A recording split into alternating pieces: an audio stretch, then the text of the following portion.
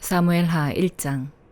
사울이 죽고 난 뒤 다윗은 아말렉 사람들을 물리치고 돌아와 시글락에서 2일째 머무르고 있었습니다. 3일째 되는 날 사울의 진영에서 어떤 사람이 왔는데 그의 옷은 찢어지고 머리에는 먼지를 뒤집어 쓰고 있었습니다. 그는 다윗에게 와서 땅에 엎드려 절을 했습니다. 다윗이 그에게 물었습니다. 네가 어디서 오는 길이냐? 그가 대답했습니다. 저는 이스라엘 진영에서 도망쳐 나왔습니다. 다윗이 물었습니다. 무슨 일이 있었던 것이냐? 어서 말해봐라. 그가 대답했습니다. 사람들이 싸움터에서 도망쳤는데 그 가운데 많은 사람들이 쓰러져 죽었습니다. 사울과 그 아들 요나단도 죽었습니다. 다윗은 소식을 전한 그 젊은이에게 말했습니다.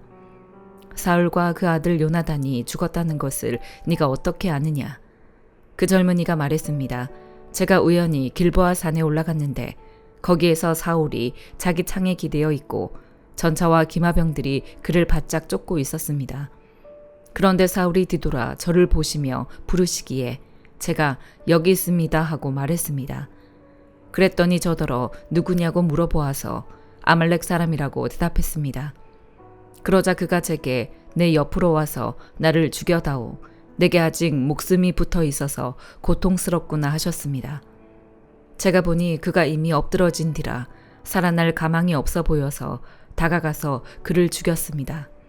그리고 그 머리에 있던 왕관과 팔에 있던 팔찌를 벗겨 이렇게 내주께 가져왔습니다. 그러자 다윗은 자기 옷을 잡아 찢었습니다. 그와 함께 있던 모든 사람들도 자기 옷을 찢었습니다. 그리고 사울과 그의 아들 요나단과 여호와의 백성들과 이스라엘의 집이 칼에 쓰러진 것으로 인해 저녁 때까지 슬피 울며 금식했습니다.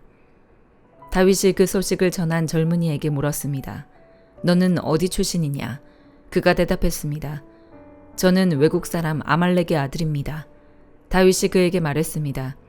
네가 어떻게 감히 네 손으로 여호와께서 기름 부으신 사람을 죽이는 것을 두려워하지 않았느냐? 그러고는 다윗이 자기 부하 가운데 하나를 불러 가까이 가서 저 사람을 죽여라 하고 명령했습니다. 그가 그 젊은이를 치자 그 자리에서 죽었습니다. 다윗은 그에게 이렇게 말했습니다. 너희 피가 네 머리에 있을 것이다. 네가 네 입으로 내가 여호와께서 기름 부으신 사람을 죽였다고 스스로 죄를 시인했다. 다윗은 사울과 그 아들 요나단을 생각하며 이 노래로 슬퍼하고 유다 사람들에게 이 활의 노래를 가르치라고 명령했습니다. 이것은 야살의 책에 기록되어 있습니다. 이스라엘아, 너희 지도자들이 네 산 위에서 죽임을 당했다. 용사들이 쓰러져 버렸구나. 이 일을 가드에도 말하지 말고 아스글론 거리에서도 전하지 말라. 블레셋의 딸들이 즐거워할지 모른다. 할례받지 않은 사람들의 딸들이 기뻐할지 모른다. 길보아 산들아, 이제 너에게 이슬과 비를 내리지 않고 재물을 낼 밭도 없을 것이다. 그곳에 용사들의 방패가 버려져 있구나. 사울의 방패는 기름칠도 않은 채 버려져 있구나. 죽임을 당한 사람들의 피에서 용사들의 기름에서 요나단의 활은 결코 되돌아오지 않았고 사울의 칼은 그냥 돌아오지 않았다. 사울과 요나단은 그들이 살아서도 다정하고 좋아하더니 죽어서도 헤어지지 않는구나. 그들은 독수리보다 빨랐고 사자보다 강했다. 이스라엘의 딸들아, 사울을 위해 울라. 그는 너희를 자줏빛 좋은 옷으로 입혔고 너희 겉옷을 금장식으로 꾸며주지 않았느냐. 두 용사들이 저 전장에 쓰러졌구나. 요나단이 산 위에서 죽임당했구나. 내 형제 요나단이여, 내가 그대를 두고 슬퍼하니 그대는 내게 진정한 친구였기 때문이요. 나를 향한 그대의 사랑은 여인의 사랑보다 더욱 큰 것이었소. 용사들이 쓰러졌구나. 전쟁의 무기들도 사라졌구나. 고린도전서 12장. 형제들이여, 나는 여러분이 성령의 은사들에 대해 모르는 것을 원치 않습니다.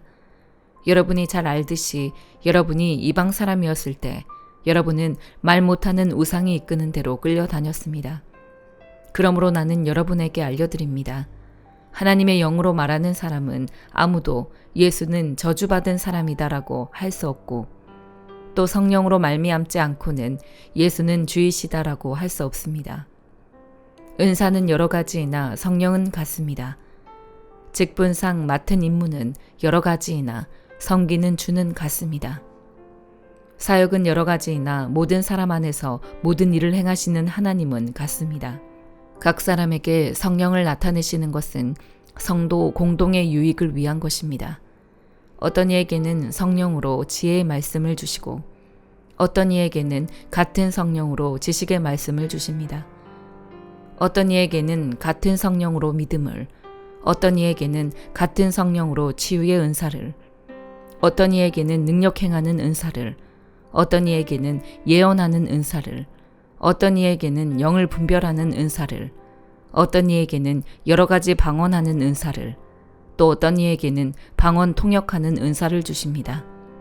그러나 이 모든 것을 행하시는 이는 한 분이신 같은 성령이시며 그분이 원하시는 대로 각 사람에게 은사를 나눠주시는 것입니다. 몸은 하나지만 많은 지체가 있고 또 몸에 지체가 많지만 모든 지체가 한 몸인 것처럼 그리스도께서도 이와 같으십니다.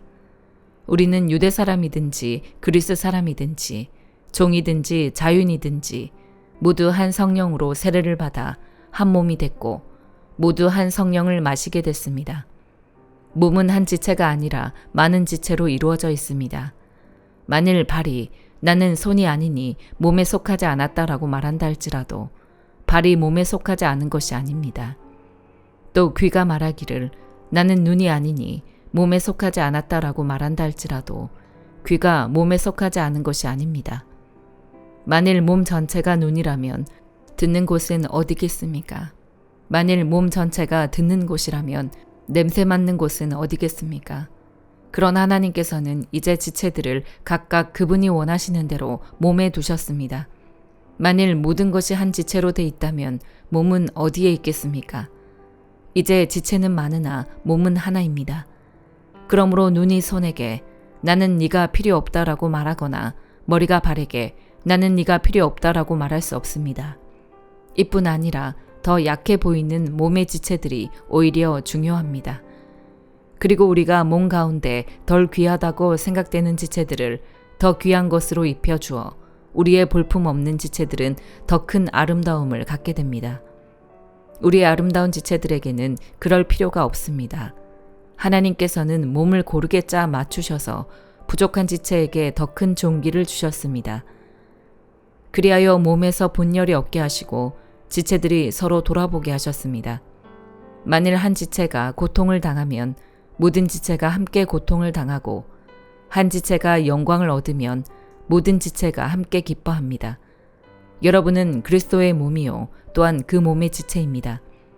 하나님께서는 교회에 몇 가지 은사를 주셨으니 첫째는 사도들이요 둘째는 예언자들이요 셋째는 교사들이요 그 다음은 능력을 행하는 사람들이요 그 다음은 병 고치는 은사를 받은 사람들이요 돕는 일을 하는 사람들이요 다스리는 일을 하는 사람들이요 각종 방언을 하는 사람들입니다.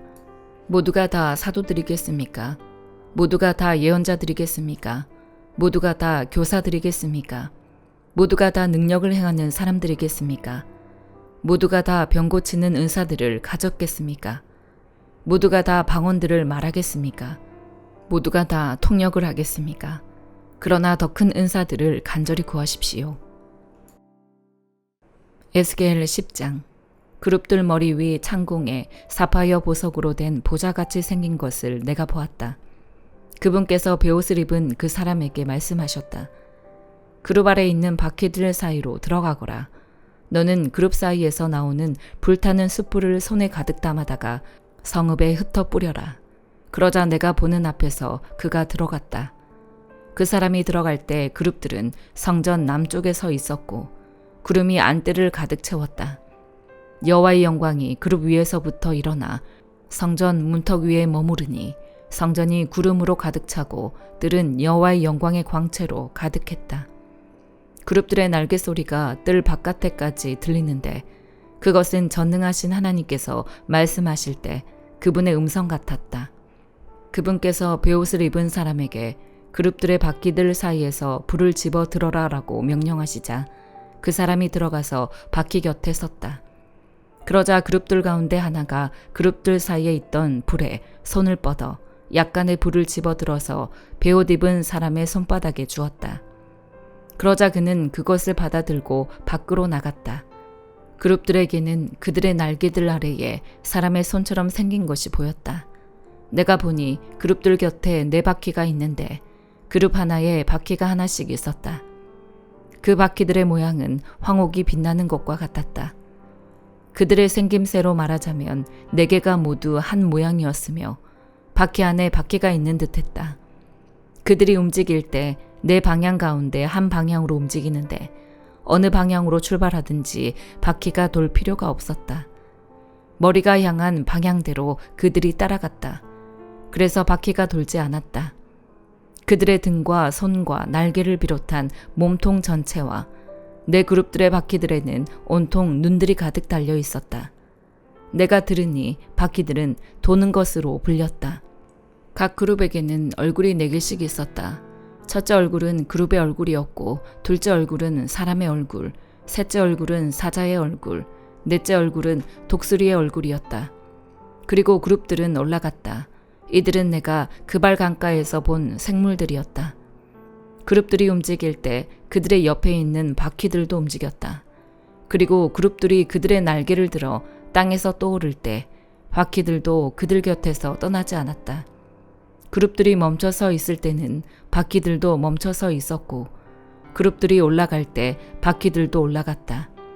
생물들의 영이 바퀴들 안에 있었기 때문이다. 그때 여호와의 영이 성전 문턱에서 나와 그룹들 위에 멈춰 섰다. 내가 보는 앞에서 그룹들은 그들의 날개를 들어서 땅에서 떠올랐다. 그들이 나아갈 때 바퀴들은 그들의 옆에 있었다. 그들은 여호와의 성전 동문 입구에 멈춰 섰고 이스라엘 하나님의 영광이 그들 위에 있었다. 이들은 그발 강가에서 내가 보았던 이스라엘의 하나님을 대신하는 생물들이었다. 나는 그들이 그룹들인 것을 알고 있었다. 각자가 4개의 얼굴과 4개의 날개를 갖고 있었고 그들의 날개 아래에는 사람의 손같이 생긴 것이 있었다. 그들의 얼굴 모양은 내가 그발 강가에서 보았던 얼굴들이다. 각 그룹은 앞으로만 곧장 갔다. 시편 49편. 너희 모든 백성들아 이 말을 들으라. 이 세상에 사는 모든 사람들아 귀를 기울이라. 낮은 사람이나 높은 사람이나 부자나 가난한 사람이나 할 것 없이 다 들으라. 내 입이 지혜의 말을 할 것이고 내 마음의 묵상으로 꿰뚫어 알게 되리라. 내가 귀 기울여 잠언을 듣겠고 하프를 켜면서 내 수수께끼를 풀리라. 재난의 날이 다가올 때 내 발꿈치의 범죄가 나를 둘러쌀 때를 내가 왜 두려워하겠는가. 자기 부를 의지하는 사람들은 돈이 많은 것을 자랑하지만 그 가운데 어느 누구도 결코 자기 형제를 구원하지 못하고 형제를 위해 하나님께 대속할 제물을 바치지 못하리라. 영혼을 대속하는 것은 너무나 엄청난 일이어서 어떤 값이라도 충분하지 않으니 썩는 것을 보지 않고 영원히 살게 할 수는 없도다. 어리석은 사람이나 우둔한 사람들이 죽는 것 같이 지혜로운 사람들도 죽고 그들의 재산은 결국 남에게 남기고 가는 것이다. 그들의 속으로는 자기 집이 영원히 남고 그 거처가 대대로 있을 것이라며 그 땅도 자기들 이름을 따서 붙이지만 제 아무리 명예가 있다 해도 사람이란 오래가지 못하고 죽게 돼 있는 짐승과 다를 것이 없다. 이것이 바로 어리석은 사람들의 운명이니 오직 그들의 자손이 그들의 말을 증명하리라. 셀라. 그들은 양과 같이 무덤 안에 누워 있으니 죽음이 그들을 다스리리라. 아침이면 정직한 사람들이 그들을 다스릴 것이요 그들의 아름다움은 무덤에서 사라져 그 흔적조차 없어지겠으나 오직 하나님께서 내 영혼을 무덤의 권세에서 구원하시고 나를 받아주시리라. 셀라. 누가 부자가 돼 그 집이 점점 더 화려해져 간다고 해도 두려워할 것이 없도다. 죽을 때는 아무것도 가져가지 못하고 그 화려함이 그를 따라 내려가지 못하리라. 그가 사는 동안에는 스스로 복이 있다 여기고 그가 잘 돼서 사람들의 칭찬을 받을지라도 결국에는 자기 선조들에게로 돌아가 빛을 보지 못할 게 뻔하도다. 제 아무리 명예가 있다 해도 깨닫지 못하는 사람은 쓰러지고 마는 짐승과 다를 게 없다. 아멘.